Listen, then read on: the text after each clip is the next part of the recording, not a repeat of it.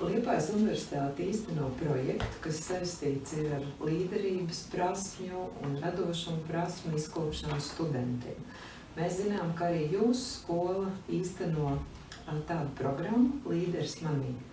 Un lūdzu, jūs varētu pastāstīt nedaudz par šo programmu. Liepājas Ezerkrasta sākuma skola darboties programmā Līderis manī uzsāka pirms 3 gadiem. Mēs īstenojam šo programmu sadarbībā ar Mūža izglītības institūtu Vitāe. Un Franklīns Kovejs ir pamatlicējs šīm pārmaiņu procesam izglītībā, kas balstās uz 7 paradumiem, ko bērniem māca no 7 gadu vecuma. Mēs tātad izglītības mācību procesā īstenojam, mēģinām iekļaut mācību saturā uzdevumus, kas saistīti ar šo 7 paradumu apgūšanu. Tas ir, lai bērni labāk mācētu plānot savu laiku, lai mācētu domāt par saviem mērķiem un plānot tos jau no 7 gadu vecuma un mācīties, uzņemties atbildību, iniciatīvu, mainīt savu, varbūt, netik labo rīcību pret labāku rīcību. Ja īsumā mēs tā sakam, tad tas ir pārmaiņu process izglītībā, kas ir ļoti cieši saistīts ar jauno mācību saturu, ar kompetenci izglītību, kas šobrīd tiek īstenot visās Latvijas skolās. Mēs caur šo programmu Līderis manī redzam ļoti tādu veiksmīgu ceļu, kā varam mēs maziem bērniem tieši bagātināt šo audzināšanas procesu skolā. Varbūt ir kādas grūtības, ar kurām jūs esat saskārušies tieši šīs programmas īstenošanā? Pirmā grūtība, un tā arī ir būtībā visnozīmīgākā grūtība, kad mēs uzsākām šo darbu Līderis manī, kad mums radās šī ideja, ka mēs varētu to skolā īstenot, protams, bija tas, kā runāt par to ar skolotājiem. Kā sarunāties ar skolotājiem, ka tas varbūt varētu būt viens no veidiem, kā skola varētu iet savu ceļu. Ka tas varētu būt ļoti nozīmīgi bērnu rakstura veidošanā, un tādēļ arī uzsākot programmu Līderis manī mūsu skolā, mēs šo procesu sākām ar mācībām. Visi kopā vienojāmies, ka mēs mācamies par to, un paši vairākās nodarbībās Mūža izglītības biedrības Vitāe vadītājs Rolands Ozols mums pats personīgi vadīja nodarbības, kurā mēs paši mēģinājām saprast visus šos 7 paradumus, mācījāmies tīri cauri praktiskiem uzdevumiem, kā mēs to skolā ar maziem bērniem visveiksmīgāk varam darīt, kā sarunāties par Līderis manī ar bērniem, jo pirmais bija tas, ko skolotāji arī teica, vai maziem bērniem tas nav par grūtu, vai tā valoda, ko lieto šajā programmā, nav par sarežģītu bērniem. Un tad arī caur šīm mācībām mēs sapratām, ka tā ir tikai un vienīgi valodas bagātināšana. Un jo ātrāk bērns sadzird un vairākas reizes lieto šādus vārdus, viņš iemācās to runāt ikdienā, un tādā veidā valoda kļūst tikai bagātāka, nevis nabadzīgāka. Un kā vecāki atbalsta šīs programmas īstenošanu? Šajā mācību gadā mēs esam uzsākuši padziļinātu darbu ar vecākiem, jo mēs sapratām, ka tad, kad mēs šo darbu uzsākām skolā, vecākiem bija grūti saprast, viņi nevarēja saprast, kas tas tāds ir, un klašu audzinātāji diezgan nopūlējās skaidrojot, ko tas dos bērniem, jo vecākiem bija svarīgi saprast, ko tas dos manam bērnam. Ja, un tad klašu audzinātāji un es arī kā direktors vienmēr centos pastāstīt, kas ir tās labās lietas, ja, un minējām to, ka mēs caur šiem uzdevumiem, ko mēs veicam Līderis manī, bērniem palīdzam ieraudzīt viņu stiprās puses, ko viņi patiesi spēja izdarīt. Stipro pušu ieraudzīšana, tā ir rakstura stiprināšana bērnam. Bērns gūst pārliecību par to, ko viņš patiesi ļoti labi prot darīt. Ja? Un šajā mācību gadā mēs uzsākām arī mācības vecākiem. Un arī sadarbībā ar Mūža izglītības šo institūtu Vitae, šīs biedrības arī tie cilvēki arī ir tie, kas arī vada mācības mūsu skolas vecākiem. Un caur šīm mācībām vecāki tad arī iepazīst vairāk to, ko mēs varam darīt, ko mēs darām skolā, ko tas dod bērniem, kāds ir tas kopīgais pienesums un cik svarīgi tas ir. Kādas pārmaiņas jūs jūtat skolotājos? Skolotāji ļoti atzinīgi novērtē to.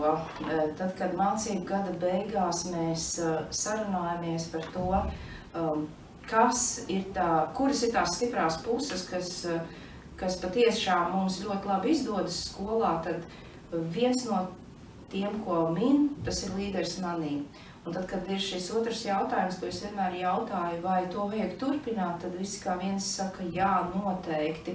Un tad arī skolotāji min ļoti daudz tādus praktiskus piemērus, kā bērni ir iemācījušies šo Līderis manī valodu lietot ikdienas sarunās, ja ir mainījusies ikdienas rīcība bērniem, ja viņi caur šīm, tās būtībā Līderis manī tās ir ikdienas sarunas ar bērniem.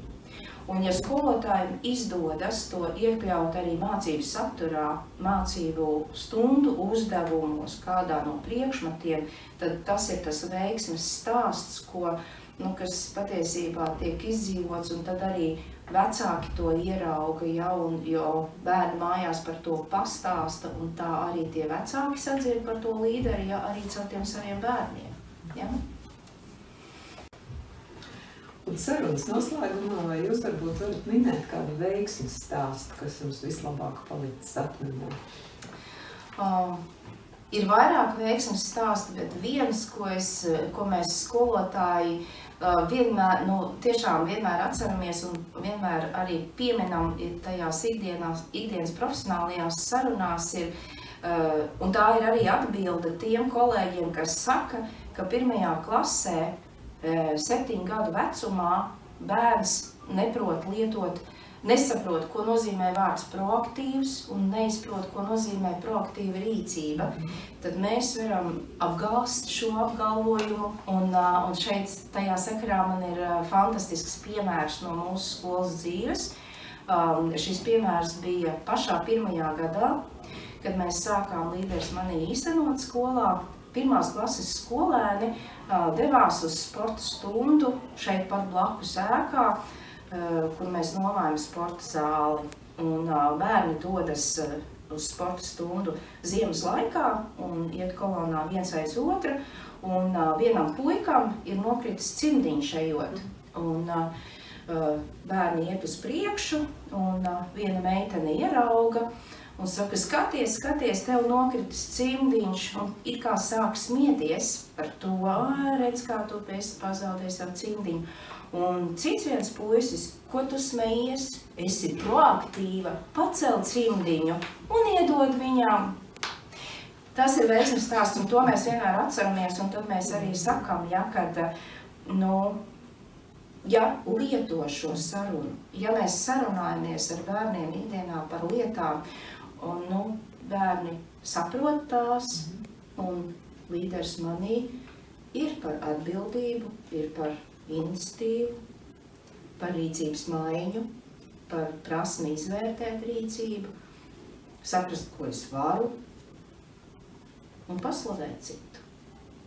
Paldies! Paldies jums! As I mentioned before, one of these challenges, this international projects, and in our school we have a quite a good example.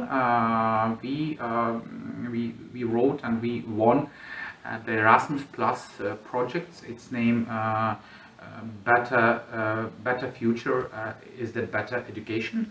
So in these projects we have a cooperation with the 6 countries, and one of this topic is to promote, as I mentioned before, the question of responsibility, the social responsibility. And to promote the social responsibility, we in that project we organized a special learning and for the pupils who became as the leader in the class.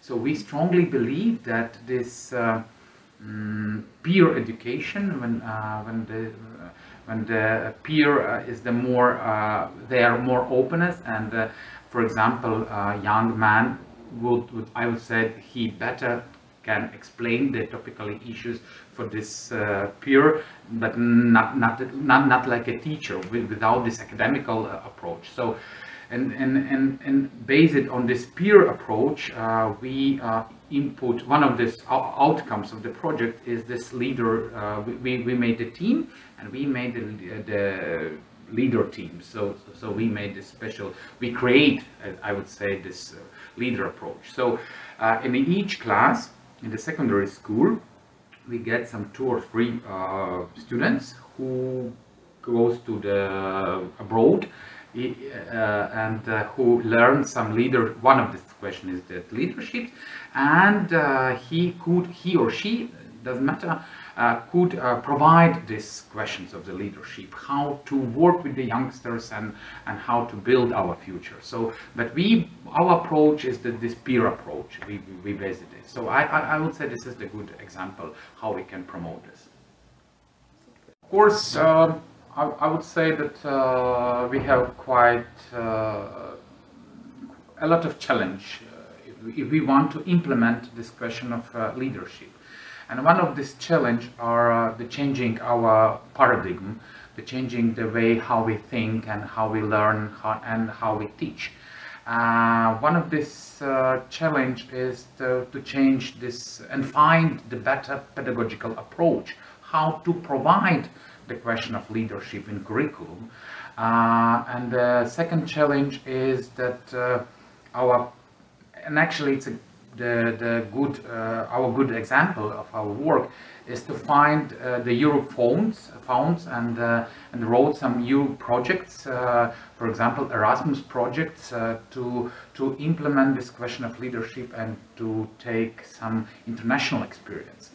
Because in Latvian case, I would say that our democracy and our leadership questions, we are quite young country, so we haven't so big experience with these questions, and for this reason I would say that we should to take this international experience, and this is one of the challenge to write the projects, to involve the students and the parents and the colleagues with some other countries just for this exchange of experience. And the third, I would say the third challenge, actually it's our attitudes. We should, I would say, that change our attitudes, and we should to make this pedagogical or the learning process are more or less connected with the social reality, more or less connected with this existing reality, and to connect with this reality. The real needs of society, and the leadership is one of these needs.